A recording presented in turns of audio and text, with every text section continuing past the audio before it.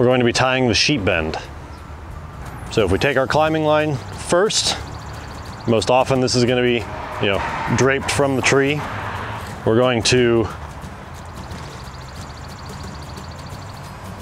take a bite. You're going to take the end of the rigging line or whatever line you're trying to send into the tree, go up through the hole. Some people like to call this around the tree.